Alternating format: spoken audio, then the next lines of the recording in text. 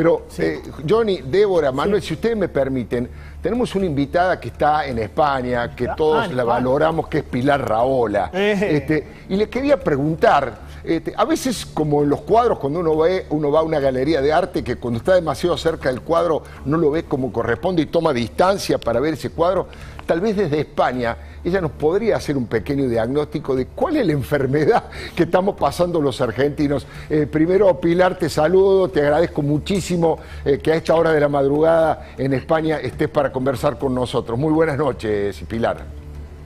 Buenas noches. Ciertamente no os lo voy a perdonar, estas horas son imposibles. Es un Pero pecado. estás como si fueran las 3 de la tarde. Una genia. Pilar. Bueno, porque hace maravillas el online, pero y un poco de maquillaje. Viste pero comentario de mujer a mujer. Se metió Photoshop.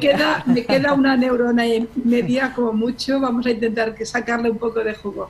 Antes que nada, acabo de saber que ha sido ingresada Mirta Legrand. Sí.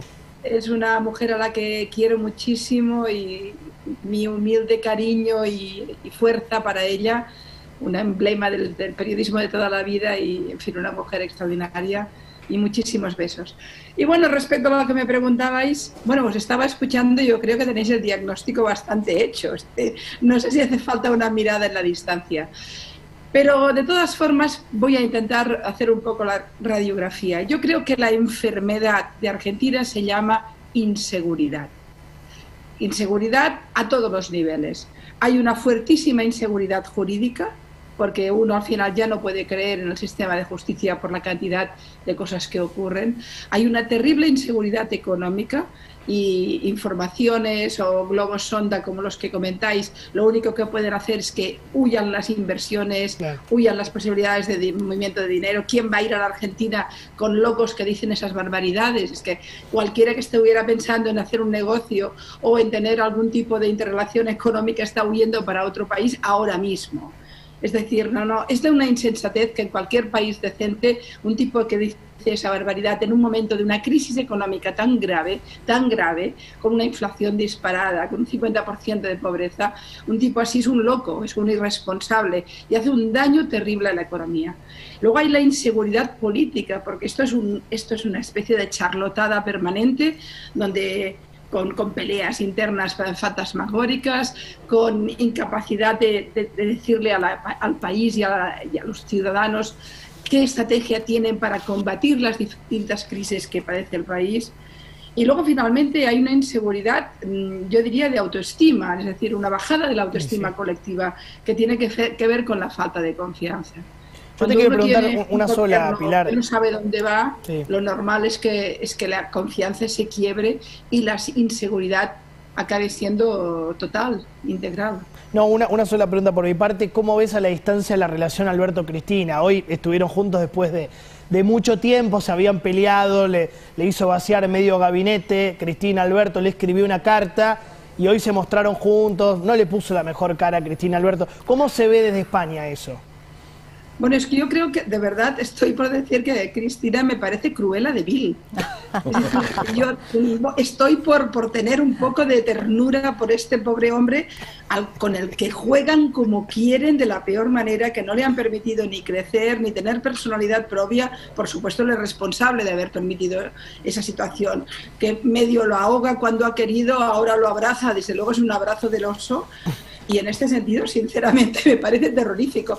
Además, hay una frase famosa, no recuerdo de quién, pero me quedó la frase, que decía que cuando más siniestras son las intenciones, más pomposos son los lenguajes, ¿no? Y cuando Cristina va y te abraza, vigila tu espalda porque hay mucho puñal por ahí, ¿no? Y yo es como lo veo. A mí me parece auténticamente Cruella de Vil. Pero lo que me preocupa especialmente es el proceso muy acelerado de venezualización de Argentina. Esto se parece cada vez más a Venezuela y claro, estaba mirando los datos justo creo que son de ayer. En Venezuela estamos hablando de 94,5% de pobreza. Sí. Hablamos de que el 76% de la población vive con $1 al día. Hablamos de un país en situación de extrema pobreza en estos momentos y todas las ideas locas estas de nacionalización y tal ya se probaron todas allí, ya hundieron al país. Claro. ¿Me pueden decir estos locos en qué país funcionó esto? Los países que funcionan son donde el libre mercado funciona bien, donde hay seguridad jurídica, donde hay seguridad económica, donde no se juega con la inflación, donde el gobierno es serio. Todo esto es lo que permite que la economía avance, triunfe y se consolide. Pero las pruebas de estilo Cuba o estilo Venezuela solo nos llevan al desastre, ya es conocido. Pilar, tengo que despedir a Johnny Viale, que se va a descansar. Mira, vos estás despierta a esta hora y el señor se va a descansar. Ahora la culpa la tengo yo. No lo puedo creer. ¿Qué tendrá que ver, pobre la ligué yo?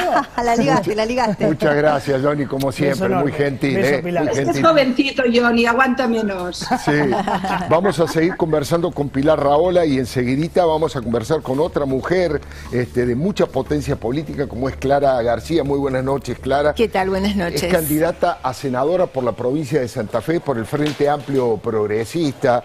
Yo quería preguntarte, Pilar, ya un tema más cultural. En las elecciones primarias que han pasado, el peronismo unido hizo la peor elección de la historia, nunca había bajado de un 40% de promedio. Y por el otro lado, la oposición, la coalición opositora más grande, Juntos por el Cambio, Cambiemos, hizo su mejor elección histórica desde la fundación. Sobre todo en lugares muy humildes. Recién, a lo mejor si estabas escuchando, contamos que hasta el peronismo perdió en el lugar donde mayor pobreza hay en la Argentina, que es en Concordia. ¿Hay posibilidad de que haya un quiebre cultural en la relación de los sectores más pobres, más humildes de la sociedad, que ha tenido una relación histórica con el peronismo, o a lo mejor es algo coyuntural, Pilar? La verdad es que siempre es muy difícil de predecir, pero yo tengo la impresión, mirado desde la distancia, que hay un cambio de paradigma, que hay elementos, es decir, los sectores que tradicionalmente nunca se movieron del voto, que tradicionalmente también han sido traicionados porque no se les resuelve ninguno de los problemas. Claro. Es decir, viven eternamente en problemas y en crisis endémicas que no son resueltas por aquellos que dicen salvarlos permanentemente. De manera que yo creo que ahí hay una reacción. Pero el resultado de las elecciones últimas que ustedes vivieron, por su homogeneidad, es decir, el castigo fue muy homogéneo, fue muy transversal, recorrió todo el país, recorrió todos los sectores sociales y no es de ninguna de las maneras, desde mi punto de vista, un castigo ideológico. Yo no creo que estemos ante un debate de ideas, estamos ante una reacción por un mal gobierno. Creo que lo que los ciudadanos de alguna forma están reaccionando es diciendo esto no funciona. Y yo creo que esa es la grandeza de toda democracia, cuando los ciudadanos son maduros y actúan como una masa crítica, como individuos críticos respecto al poder político, lo primero que valoran es el servicio público. Esa es la salud de la democracia. Cuando el servicio público, los servidores públicos se convierten en tipos que o son corruptos o no funcionan, o engañan o mienten o tergiversan o manipulan, etcétera. Y sobre todo que son inútiles. Y lo que ha pasado en Argentina es que en el peor momento de los últimos tiempos de la Argentina, que ha sido una pandemia, el gobierno ha sido de una inutilidad y de una inapetencia absoluta. Y yo creo que eso es lo que los ciudadanos han dicho basta. Y entonces eso puede alargarse o puede proyectarse en las próximas elecciones. Me parecería extraño que no ocurriera, porque el castigo ha sido tan transversal y homogéneo que es muy difícil cambiar eso ahora. Y luego te diré algo, Alfredo, es que además no veo que el gobierno sea capaz de reaccionar. Es decir, están reaccionando con las recetas históricas a la venezolana. Y yo creo que la gente ya no se come esas mentiras. Si me permitís, Pilar, le quiero preguntar a la candidata senadora por el Frente Progresista de Santa Fe, nuevamente la saludo, Clara. ¿Usted por qué cree que se dieron estos resultados? ¿Qué pasó? ¿Qué expresa el voto? Siendo que, bueno, usted el 14 de noviembre va a pelear por una senaduría, por una provincia como Santa Fe, ¿no? Creo, Alfredo, que la gente nos anticipó ese domingo lo que después íbamos a ver de manera muy desembosada, a posteriori, ¿no? 2 o 3 días después se inició una debacle pública de lo que ya se venía viendo. Una actitud personal absolutamente falta de ética, una actitud política falta de diálogo productivo y de consenso, y un gobierno de Alberto y de Cristina absolutamente ineficiente. Ese gobierno que hizo aumentar la pobreza, aumentar la inflación, aumentar la inseguridad, aumentar el desempleo. La gente en 17 provincias dijo, no, esta no es la Argentina que queremos. Claro. Es realmente preocupante. Pilar, otra pregunta. Seguramente vos seguís tan de cerca toda la información.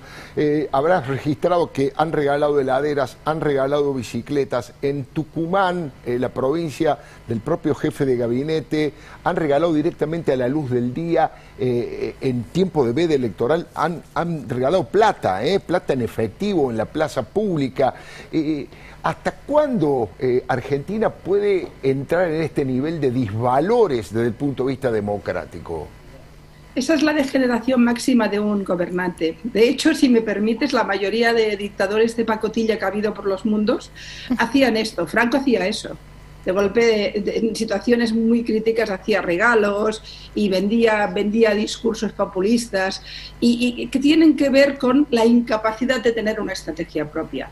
Yo creo que Argentina, me parece que la idea de que van a darle un pececito cuando está en una crisis donde todo el océano se está quemando, la idea de que eso va a resultar de alguna forma, me parece que es el ejemplo, el síntoma de la desesperación. Estos tipos no saben qué hacer, no han entendido la lección electoral, no han entendido los resultados, no saben cómo resolverlo y se huelen la miseria, huelen el naufragio y entonces miran en la caja y dicen, ¿qué vamos a dar? ¿Tú te imaginas que cuando tú tienes un 50% de pobreza o tienes una devaluación del peso tan brutal o tienes a un loco que va diciendo que igual te van a meter la mano en tus ahorros, cuando tú tienes todo esto, el resultado o la solución es regalar bicicletas para ir hacia dónde, hacia el abismo? Es decir, esa sensación de que cuando no tengo nada voy a intentar dar un poquito, porque como no puedo construir cañas de pescar, doy pescaditos, pero pescaditos míseros, en el puro esqueleto. A mí me parece, yo creo que hay muchos síntomas de degradación y de caída a los infiernos de este gobierno. Yo creo que están en una caída libre que me parece bastante imparable. La última pregunta, porque no quiero abusar de tu generosidad con la hora que es allí para conversar con nosotros en vivo. No, Juan Mansur, el jefe de gabinete, se encomendó a Dios. Dijo, vamos a necesitar la ayuda de Dios, esta vez lo vamos a necesitar, ojalá Dios nos ayude en esta oportunidad. Bueno, me parece que mezclando los temas de la fe, los temas religiosos, con lo que se decía, un gobierno de científicos. ¿Cómo entra esto, encomendarse a Dios en el medio de un gobierno? Creo que estos días ha sido el aniversario de Quilo, me parece. Sí, exactamente. Hoy se cumple un aniversario. Me imagino qué tipo de Dios dibujaría él, porque me lo imagino con zapatillos diciendo, por favor, que a mí no me nombren, ¿no? Claro. Bueno, esto es absolutamente patético.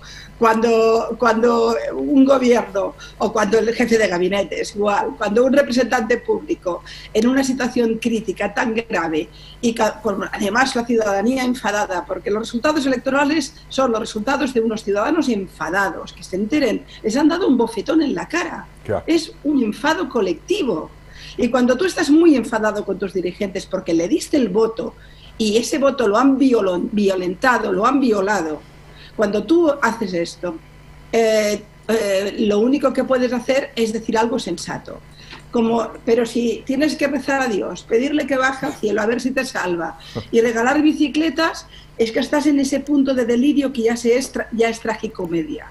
Ya es tragedia, por supuesto, pero tiene un vis cómico bastante delirante, es humor negro.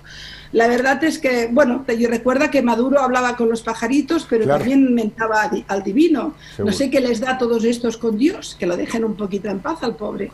Pero en cualquier caso, yo creo que si alguien puede mentar a Dios, son los sufridos argentinos que los sufren. Esos sí que necesitan a Dios de al lado, o alguna inspiración divina. Yo creo que este gobierno ni con inspiración divina lo va a conseguir. Esto es una caída libre. Pilar Rahola, generosa, didáctica, profunda, te agradecemos muchísimo esta actitud de poder conversar un rato desde España con nosotros. Muchísimas gracias, que descanses y pronto nos veremos. Un abrazo y mucha suerte, de verdad. Gracias, Pilar Rahola. Bueno, hablando